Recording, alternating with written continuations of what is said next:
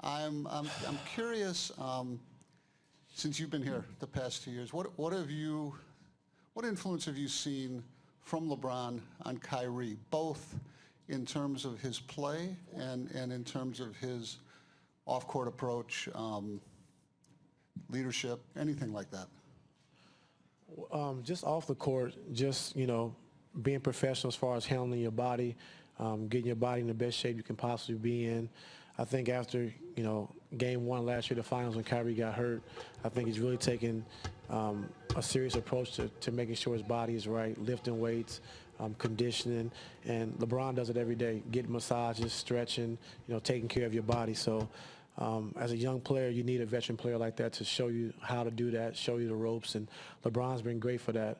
Also, just, as far as playing, just, playing the way he's capable of playing. LeBron hasn't hurt him any by being here. He's really helped him, and Kyrie's still able to be aggressive, still able to be him, and now just have that 1-2-3 punch with him, Kevin, and Kyrie. So it's not anything different that LeBron has brought outside just professionalism. Looking at the arc that Kyrie was on prior to LeBron coming back here, would you think he'd be at a different point if he's the guy having to carry the Cavaliers program to, up into the playoffs? I'm not sure. Mark on the left. Draymond's such a force for the Warriors. What does it mean to suddenly have LeBron, changing the dynamic? Well, LeBron's able to be physical with him, give him a different look, able to guard him off the dribble, and also being able to help and get back out fast enough to get back out to contest his shots.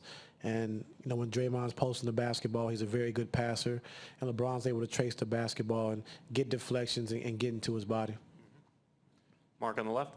Coach, can you talk about the passion that Phil Handy had in his speech after Game 2, and where do you think that came from, and why did you feel comfortable with him saying what he said?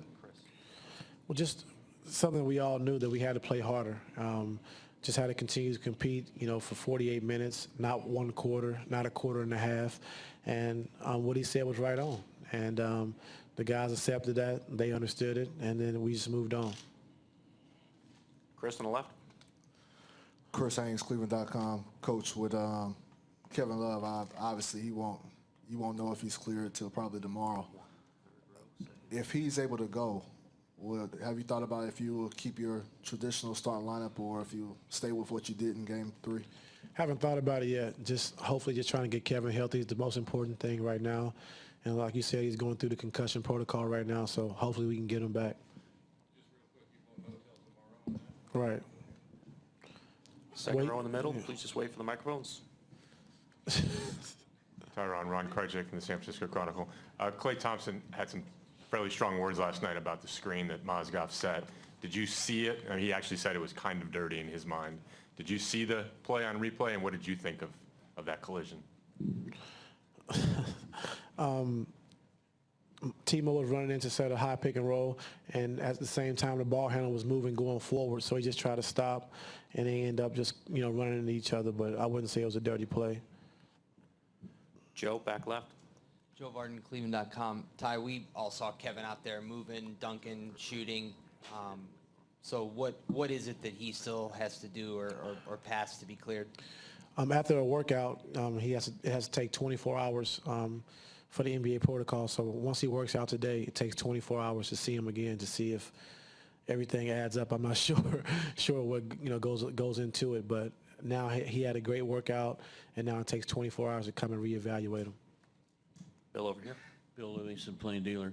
Tristan, LeBron, and Jefferson were so effective.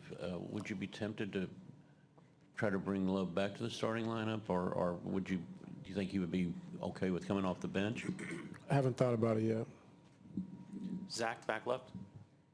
Hey, Coach. Zach Lowe, ESPN.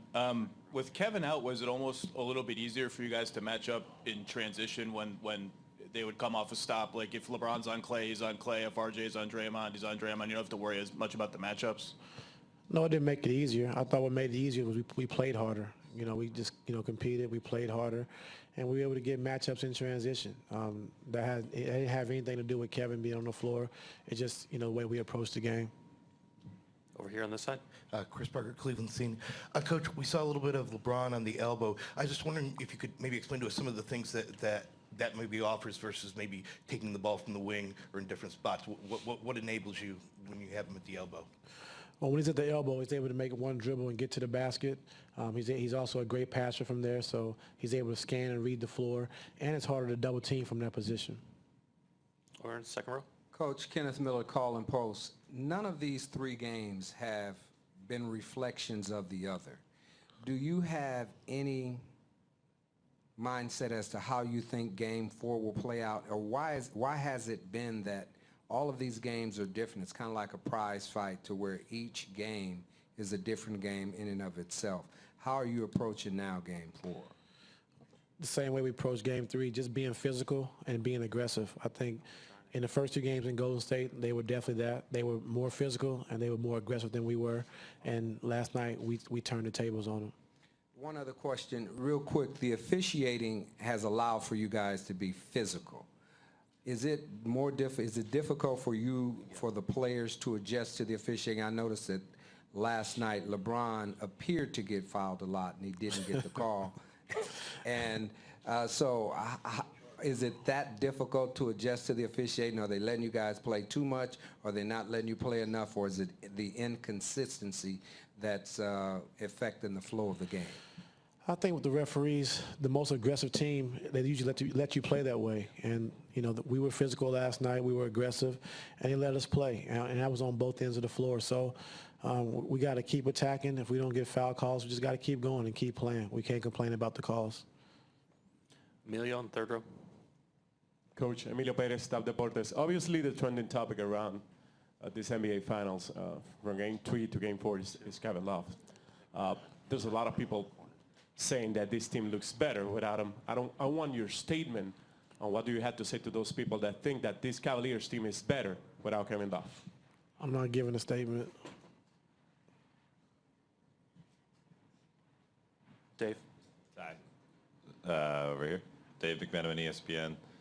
After games 3 and 4 at Toronto, we knew that you made sure you spoke to Kevin on a daily basis to keep him in it when he didn't play in the fourth quarter of those games. What's your communication been like with him while he's dealing with this concussion protocol process? Just tell him to be patient. I know he's eager to play. He wants to play.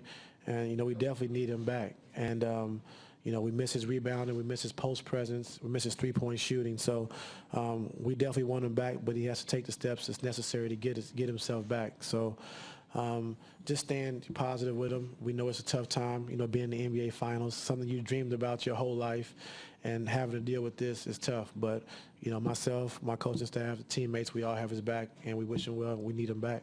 What was it like for him yesterday, or when, I don't know if you broke the news or the league broke the news or the team broke the news that he wouldn't be able to play? It was tough. He wanted to play. He was very upset, about the situation. But, the guys said, we're going to win this game for you. And LeBron and Kyrie and those guys told him, tonight we're going to win this game for you. So, get yourself healthy, get yourself back. And he was all happy after the game. And they told him, Kevin, this was for you. So it was a big moment for us. But, we definitely need him back. Jay, last question on the left. Jay on ESPN. Following up what Dave was saying, when you have to make those decisions and sit people down or make lineup changes, how do you finesse that? How do you deal with the egos? I think you just tell the truth. Tell the truth. They might not like it at the time, but I've always learned in this business, if you tell the truth, guys understand and they know what the truth is. They might be mad for a second, but they can always get back to understanding and realizing that, that's the right thing. And if you tell them the truth, guys can respect that.